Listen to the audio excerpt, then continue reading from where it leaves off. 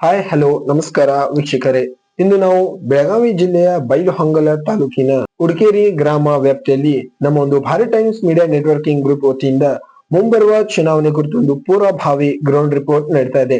ಇದರಲ್ಲಿ ಗ್ರಾಮ ಪಂಚಾಯತಿ, ಜಿಲ್ಲಾ ಪಂಚಾಯತಿ ಹಾಗೂ ತಾಲೂಕ್ ಪಂಚಾಯತಿ ಮತ್ತು ಮುಂಬರುವ 2028ರ ವಿಧಾನಸಭಾ ಕ್ಷೇತ್ರದ ಕೂಡ ಕುರಿತು ಒಂದು ಪೂರ್ವಭಾವಿ ಗ್ರೌಂಡ್ ರಿಪೋರ್ಟ್ ನಡೀತಾ ಇದೆ. ನಮ್ಮ ಈ ವಿಶೇಷ ಸಂದರ್ಶನದಲ್ಲಿ ಬೂದಿಹಾಳ ಗ್ರಾಮದ ಸದಸ್ಯರು ಕೂಡ ಭಾಗಿಯಾಗಿದ್ದಾರೆ.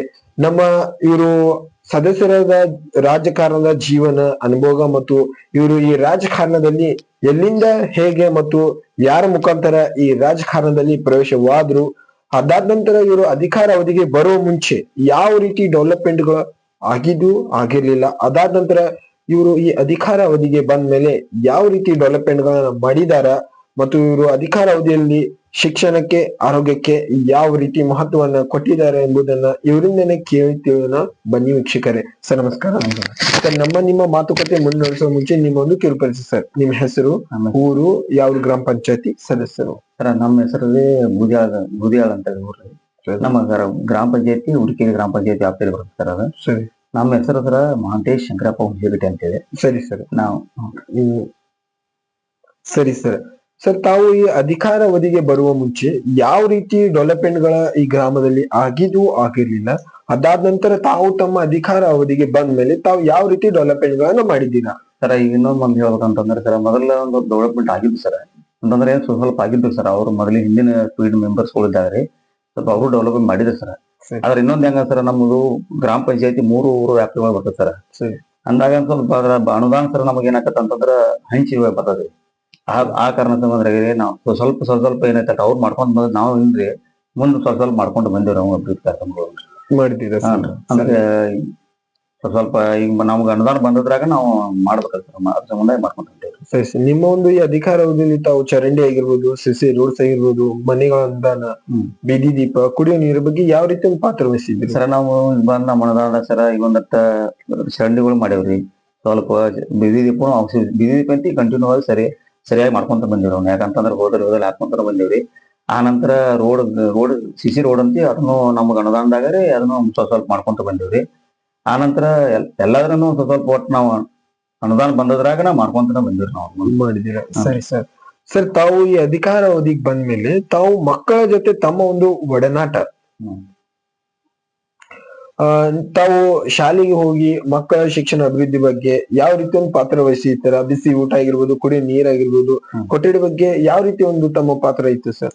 ಈಗ ನಾವು ಅಲ್ಲಿ ಶಾಲೆಗೆ ಹೋಗ್ತೀವಿ ಸರ್, ಹೋಗ್ಲಂತೇನಲ್ರಿ, ಹೋಗ್ತಿದ್ವಿ ಸರ್. ಶಾಲೆಗೆ ಹೋಗಿ ಕಾಸ ಈ ಬಿಸಿ ಊಟ ಬರ್ತೈತ್ರಿ, ಅದು ಬಿಸಿ ಊಟದ ಚೆಕ್ ಒಂದ್ ಸ್ವಲ್ಪ ಮಾಡ್ತಿದ್ವಿ. ಮತ್ ಹುಡುಗರು ನಮ್ಮ ಮೇಲೆ ಬಾಳ ಕಾಳಜಿ ಹುಡುಗರು, ನಾವು ಅವ್ರ ಮೇಲೆ ಬಾಳ ಕಾಳಜಿ ಇದ್ವಿ. ಯಾಕಂತಂದ್ರೆ ಅವ್ರ ಹುಡುಗರದ ಸ್ವಲ್ಪ ನಮ್ಮ ಮಕ್ಕಳು ಶಾಲೆ ಕಲಿತಾವಲ್ರಿ, ಆದ್ರೂ ಜವಾಬ್ದಾರಿ ಕೆಲಸ ನಾವು ಬಾಳ ಮಾಡಿದ್ವಿ ಶಾಲೆ ಬಗ್ಗೆ. ಬಾಳ ಅಂದ್ರೆ ಅದ್ರ ಬಗ್ಗೆ ಬಾಳ ಕೇರ್ ನಮ್ಗೆ ಶಾಲೆ ಬಗ್ಗೆ. ಸರಿ ಸರ್. ಅತ್ಯಂತ ಮಹತ್ವವನ್ನು ತಮ್ಮ ಅಧಿಕಾರದಲ್ಲಿ ಇಟ್ಕೊಂಡು ಶಾಲೆ ಬಗ್ಗೆ ಕೊಟ್ಟಿದ್ದೀರಾ ಸರ್? ಶಿಕ್ಷಣ ಬಗ್ಗೆ ಬಾಳ ಕೊಟ್ಟ ಸರ್. ಸರಿ ಸರ್. ತಮ್ಮ ಒಂದು ಈ ಅಧಿಕಾರ ಅವಧಿಗೆ ಬಂದ್ಮೇಲೆ ತಾವು ತಮ್ಮ ವಾರ್ಡಿನ ಜನರಿರ್ಬೋದು ಮತ್ತು ಗ್ರಾಮಸ್ಥರಿರ್ಬೋದು, ಇವರ ಒಂದು ಆರೋಗ್ಯದ ಬಗ್ಗೆ ಯಾವ ರೀತಿ ತಾವು ಪಾತ್ರವನ್ನು ವಹಿಸಿದ್ದೀರಾ ಸರ್? ಅಂದ್ರ ನಮ್ ಕುಡಿ ನೀರ್ ಬಿಡ್ತಿದ್ವಿ ಸರ್. ನೀರ್ ಬಿಡುವಂತಂದ್ರ ನಾವು ಏನ್ ಮಾಡ್ತಿದ್ವಿ, ಚಲೋ ನೀರ ಬಿಡ್ಬೇಕಂತ ಹೇಳಿ ಚಲೋ ನೀರ ಬಿಡ್ತಿದ್ವಿ. ಅಂದ್ರೆ ಬೋರ್ವೆಲ್ಗಳು ನಮ್ಮವ್ರಿ, ಬೋರ್ವೆಲ್ ಒಳದ್ರಾಗ ಸೌಳ ಅಂತ ಬರ್ತಿದ್ರಿ. ಅದಕ್ಕ ಅವನು ಸೌಳದು ಏನ್ ಮಾಡೋದು ಬೇಡ ಅಂತೇಳಿ ಚಲೋ ನೀರ ನಾವು ಖುದ್ದಾಗಿ ನಿಂತ ಕಾಸ ಚಲೋ ನೀರ ಬಿಡ್ತಿದ್ರಿ ಅವ್ರಿಗೆ. ಸರಿ ಸರ್. ಸರ್, ತಮ್ಮ ಒಂದು ಈ ಅಧಿಕಾರ ಅವಧಿ ಮುಗಿದಾದ ನಂತರ ಗ್ರಾಮ ಆಡಳಿತ ಅಧಿಕಾರಿ ಮತ್ತು ಗ್ರಾಮ ಅಭಿವೃದ್ಧಿ ಅಧಿಕಾರಿ ನೇಮಿತ ಹೋಗಿದ್ದಾರೆ ಸರ್. ಇವರು ಒಂದು ಜನಗಳ ಜೊತೆ ಯಾವ ರೀತಿ ಸ್ಪಂದಿಸ್ತಿದ್ದಾರೆ, ಯಾವ ರೀತಿ ಮೂಲ ಸೌಕರ್ಯಗಳನ್ನು ಜನಗಳಿಗೆ ಒದಗಿಸ್ತಿದ್ದಾರೆ? ಸರಿ ಸರ್. ಈ ಸರ ನಾವು ಅವ್ರ ಪಂಚಾಯತಿಗೆ ನಮ್ಗೆ ಜನಗಳ್ರಿ ನಮಗ್ ಕೇಳ್ತಿದ್ರಿ. ಕೇಳಿದಾಗ ನಾವು PDO ಅವ್ರ ಹತ್ರ ಹೋಗಿ ನಾವು PDO ಸ್ವಲ್ಪ ಹೇಳ್ತಿದ್ವಿ ಸರ್. PDO ಸರ್ ಮತ್ತೆ ನೀರಿನ ಸ್ವಲ್ಪ ಸಮಸ್ಯೆ ಆಗೈತ್ರಿ, ಲೈಟ್ ಕೊಡ್ರಿ ಅಂತ ಅವ್ರು ನಮ್ ಬಿಡಿ ಒಳ್ಳೆ ನಡೀತ್ರಿ ಅವ್ರು. ಯಾಕಂತಂದ್ರೆ ನಾವ್ ಹೇಳಂತ್ಲೆ ಅವ್ರು ಕೇರ್ ಆಗಿ ಅವ್ರು ನಮ್ PDO ಸರ್ ಎಲ್ಲಾ ಲೈಟ್ದು ಆತು, ನೀರಿಂದು ಆತು, ಏನೋ ಸೌಕರ್ಯಗಳು ನಾನು ಮಾಡಿ ಕೊಟ್ಟಿದ್ರಿ ಅವ್ರು ಹೇಳಂತ್ಲೆ. ಮತ್ ಜನಗಳಿಗೆ ನಮ್ದು ಏನಾರು ಕೆಲಸ ಕಾರ್ಯಗಳು ಇದ್ರು ಅವ್ನ ಏನಾರು ನಾವ್ ಹೇಳಿದ್ವಿ ಅಂದ್ರೆ ಅವ್ರು ಸರ್ ನಮ್ಮ ಬಿಡಿ ಬಹಳ ಆತ್ಮೀಯತೆ ಇದ್ರು. ಅದಕ್ಕಾಗಿ ಅವ್ರು ಅವ್ರಿಗೂ ಮಾಡಿ ಕೊಡ್ತಿದ್ರು ಜನಗಳಿಗೆ, ನಮ್ ಜನಗಳಿಗೆ. ಸರಿ ಸರ್. ಸರ್, ಇವಾಗ ಮುಂಬರುವ ಚುನಾವಣೆಯಲ್ಲಿ ರಾಜ್ಯ ಸರ್ಕಾರದ ಆದೇಶ ಒಂದು ನಿರ್ಧಾರ ಪ್ರಕಾರ 1 ಗ್ರಾಮ 1 ಚಿಹ್ನೆ ಸರ್, ಇದರ ಬಗ್ಗೆ ತಮ್ಮ ಒಂದು ಅಭಿಪ್ರಾಯ ಏನಿದೆ ಸರ್? ಏನ್ ಸರ್ ಅಂದ್ರ ಅದರ ಬಗ್ಗೆ ಪರ ಅಂತ ಸರ್ ಈಗ ಮೊದಲಿನ ರಾಜಕೀಯ ಅಂತ ಅವರು ಇದರ ಗೃಹಲಕ್ಷ್ಮಿ ಆಲಕ್ಷ್ಮಿ ಅವ್ರೆಲ್ಲ ಮಾಡಿದಾರ ಸರ್. ಆದ್ರ ನಮ್ಮ ಪಂಚಾಯತಿ ಒಳಗ ನಾವು ಅನುದಾನ ಕಡಿಮೆ ಐತೆ ನಮಗ ಮೇನ್ ಪಾಯಿಂಟ್ ಹೇಳ್ಬೇಕಂದ್ರ. ಸರಿ ಸರ್. ಸರ್ ನಮ್ದು ಇನ್ನೊಂದ್ ಹೆಂಗಂತಂದ್ರೆ ಯಾವ ಪಕ್ಷಾಂತರ ಒಳಗ ಹೋದ್ರ ಹತ್ರ ಇಲ್ಲಿ ಊರೊಳಗೆ ಹೆಂಗಂತಂದ್ರೆ ಸ್ವಲ್ಪ ಅವು ಗದ್ಲೆ ಬಾಳ ಆಕವ್ ಸಮಸ್ಯೆಗಳು ಬಾಳ ಆಕವ್ರಿ. ಈಗ ನಾವು ಸ್ವತಂತ್ರ ಏನ್ ಮಾಡ್ತವಲ್ರಿ ಅದ ನಮ್ ಲೆಕ್ಕಕ್ಕೆ ಪಂಚಾಯತ್ ಒಳಗ ಬೆಟರ್ ಅನ್ಸತ್ ನಮಗೆ. ಯಾಕಂತಂದ್ರೆ ಎಲ್ಲದರಿಂದ ಅನುಕೂಲ ಆಕತ್ತ. ಸರಿ ಸರ್. ಸರ್ ಜನಗಳ ಮಧ್ಯೆ ಕೂಡ ತಮ್ಮ ಒಂದು ಹೆಸರಿದೆ ಸರ್. ಮುಂಬರುವ ಚುನಾವಣೆಯಲ್ಲಿ ತಮ್ಮನ್ನ ಭಾಗಿ ಮಾಡಬೇಕು, ತಮ್ಮನ್ನೇ ಆರಿಸಿ ತರಬೇಕು ಅಂತ ಜನಗಳ ಅಭಿಪ್ರಾಯ ಇದೆ ಸರ್. ಆದ್ರೆ ತಾವು ಮುಂಬರುವ ಚುನಾವಣೆಯಲ್ಲಿ ಭಾಗಿಯಾಗ್ತಿದ್ದೀರಾ ಅಥವಾ ಬೇರೆದವರಿಗೆ ಅವಕಾಶ ಮಾಡಿಕೊಡ್ತಿದ್ದೀರಾ? ನಿಮ್ಮ ಅಭಿಪ್ರಾಯ ಏನಿದೆ ಸರ್? ನಮ್ದು ಇನ್ನ ಸರ್ ನಾವಂತಿ ಇನ್ನೇನ್ ಭಾಗವಹಿಸ್ರಿ ಸರ್. ಯಾಕಂತಂದ್ರ ಇನ್ನೊಬ್ರಿಗೆ ಅವಕಾಶ ಮಾಡಿಕೊಡು ನಮ್ಮ ಉದ್ದೇಶ ಇದೆ. ಸರಿ. ಆದ್ರೆ ಜನಗಳ ಬೆಂಬಲ ಐತಿ ಸರ್ ನಮಗಿಲ್ಲ ಅಂತಲ್ರಿ. ಆದ್ರ ನಾವ ಇನ್ನೊಬ್ರಿಗೆ ಹೊಸದಾಗಿ ಅವಕಾಶ ಮಾಡ್ಕೊಡ್ಬೇಕಂತ ಹೇಳಿ ನಮ್ದು ಅನಿಸಿಕೆ ಸರ್. ಸರಿ ಸರ್. ಸರ್ ತಾವು ಈ ರಾಜಕಾರಣದಲ್ಲಿ ಎಲ್ಲಿಂದ ಮತ್ತು ಹೇಗೆ ಯಾರ ಮುಖಾಂತರ ಪ್ರವೇಶವಾಗಿದ್ದೀರಾ? ಸರ್ ಈಗ ನಾವು ರಾಜಕೀಯ ಅಂತಂದ್ರೆ ಸರ್ ಜನಗಳ ಮುಖಾಂತರ ಪ್ರವೇಶ ಆಗಿದೆ ಸರ್. ಜನಗಳೆಲ್ಲರೂ ಕೂಡಿ ಕಾಸ ಒಕ್ಕಟ್ಟಾಗಿ ಅವರು ನಿಂದ್ರಪ್ಪ ಅಂತೇಳಿ ನನಗ ಇದನ್ನ ಮಾಡಿ ಕಾಸ ಅವ್ರ ಎಲ್ಲಾರು ಕೂಡಿ ಕಾಸ ಅದರಿಂದ ನಾವು ಬಂದಿರೋ.